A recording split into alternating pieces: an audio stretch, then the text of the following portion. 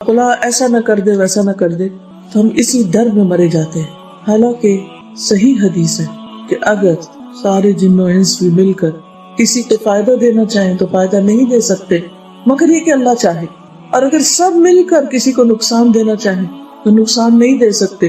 کوئی کسی کی قسمت نہیں بگاڑ سکتا، کوئی کسی کو کچھ ختم نہیں کر سکتا جب تک اللہ نہ چاہے، اور اگر اللہ چاہتا ہے تو پھر کوئی روک بھی نہیں سکتا نا، پھر سارے جن و انس مل کر اس مصیبت کو ٹال بھی نہیں سکتے۔ تو اصل چیز تو اللہ کا ارادہ ہے، اس لیے ضروری ہے کہ ہم مطمئن اور پرسکون رہیں اور اپنی زندگی سے بھرپور فائدہ اٹھائیں۔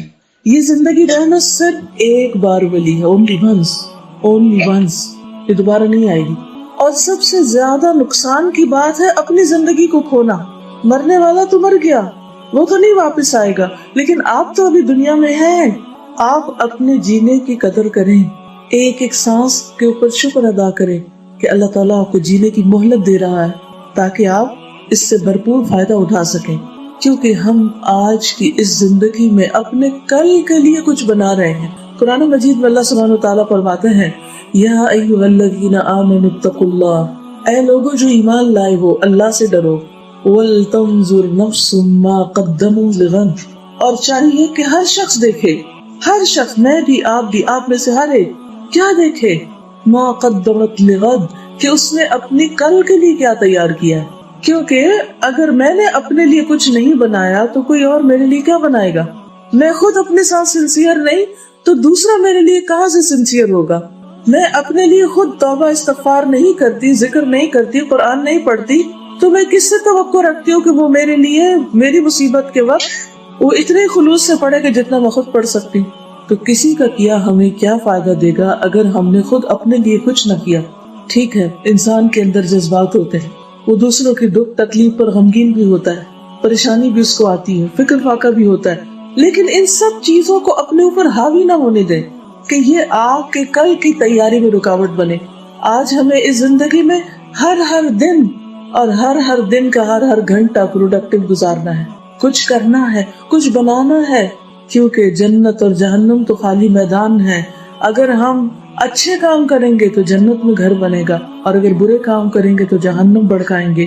تو عقل مند وہ ہے جو یہ دیکھتا رہتا ہے میری کل کے لیے کتنا تیار ہو گیا، میں نے قرآن مجید کتنا پڑھا، میں نے نماز کی پابندی کتنی کی، اور جو نماز پڑھی وہ کس کوالٹی کی پڑھی، کیونکہ کامیابی تو ان مومنوں کے لیے ہے جن کی نمازوں کو خشوع ہوتا ہے، اور میرا دل کہیں اور ہی لگا ہوا ہے۔ نماز کے اندر بھی دنیا نہیں بھولتی، نماز کے اندر بھی رنج اور غم نہیں بھولتا، تو اس لیے اس وقت کے اندر جیئیں۔ مثلا اس وقت آپ یہاں بیٹھے، اگر آپ یہ بات غور سے سن لیں گے تو فائدہ ہوگا، اور اگر اس وقت یہاں بیٹھ کے گھر کی فکر میں یا کسی غم اور فکر میں لگے ہوئے ہیں تو یہاں بیٹھنا بھی بیکار ہے، کچھ فائدہ نہیں ہے، کچھ حاصل نہیں ہوگا، کچھ لے کر نہیں جا سکیں گے۔ تو اسی طرح آخرت کے لیے کچھ لے کر نہیں جا سکیں گے اگر یہاں پر کچھ بنایا نہیں، وہاں کے لیے یہاں بیٹھ کے کام کرنا ہے، تب فائدہ ہوگا۔ تو اس لیے بہت ضروری ہے کہ ہم اپنی زندگی، صحت، مال، وقت، جان، سب چیزوں کی قدر کریں، کیونکہ یہ سب چیزیں ایک نعمت کے طور پر ہمیں ملی ہیں۔ یہ سارے ٹولز ہیں تاکہ ہم اپنی جنت کو بنا سکیں، یہاں اس کی تیاری کر سکیں۔ وَلْتَنظُرْ نَفْسٌ، چاہیے کہ دیکھتا رہے ہر شخص، مَا قَدَّمَتْ لِغَدٍ، اس نے اپنی کل کے لیے کیا کیا، دنیا کی کل نہیں، دنیا کی کل تو فکر سے بھری ہوئی ہے، آخرت کی کل کے لیے کیا کیا ہے، وہاں کے لیے کیا تیاری کی ہے۔ پھر فرمایا واتقوا اللہ، اور اللہ سے ڈرتے رہو۔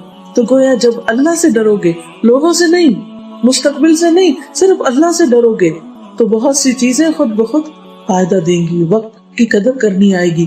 اس بات کا یقین رکھیے کہ ساری دنیا کے لوگ مل کر آپ کا کوئی نقصان نہیں کر سکتے۔ اب جتنے لوگوں سے ڈر لگتا ہے ان سب کے اوپر کراس پھیر دیجیے، یہ میرا کچھ نہیں بگاڑ سکے، کچھ بھی نہیں کر سکتے، آپ سکون کی نیند سوئیں گے، کیونکہ خوف نکل جائے گا نا۔ اور جب خوف آنے لگے کہ یہ تو اللہ کا وعدہ ہے، جب تک اللہ کا اذن نہ کوئی کچھ نہیں بگاڑ سکتا، کوئی بال بیکا نہیں کر سکتا، پھر آپ دیکھیے کہ یہ بھی سوچا کریں کہ آج تک مجھے کس نے لک آفٹر کیا ہے، آج تک میرا خیال کس نے رکھا ہے، جس نے آج تک میرا خیال رکھا ہے وہ کل بھی میرا خیال رکھے گا، مجھے ڈرنے کی کیا ضرورت ہے۔ جو آج تک میرے لیے کافی تھا وہ کل بھی میرے لیے کافی ہوگا۔ جب وہ ہمیشہ سے ہے اور ہمیشہ رہے گا، مجھے ڈر کس بات کا؟ حی لا یموت ابدا ابدا ذو الجلال والاکرام بیدہ الخیر وہو علی کل شیء قدیر، ہمیشہ سے ہے، ہمیشہ رہے گا، جلال اور قوت والا ہے، عزت والا ہے، ساری خیر اس کے ہاتھ میں ہے، بیدہ الخیر، ساری خیر کا مالک وہ ہے، وہو علی کل شیء قدیر، اور وہ ہر چیز پر قدرت رکھتا ہے، اس کی قدرت، اس کی طاقت ہر ایک سے بڑی ہے۔ ہم دنیا میں لوگوں کی طاقت سے، دنیا کے مال سے، دنیا کے مال والوں سے ڈرتے ہیں، یا کسی کے پاس کوئی عہدہ ہو یا کوئی منصب ہو یا کسی بھی قسم کا کوئی اختیار ہو، اتھارٹی ہو، پاور ہو، تو ہمیں خوف آنے لگتا ہے کہ پتہ نہیں وہ ہمارے ساتھ کیا کر دے گا۔ کوئی ڈرنے کی ضرورت نہیں، اللہ کی اذن کے بغیر کچھ نہیں کر سکتا ہو۔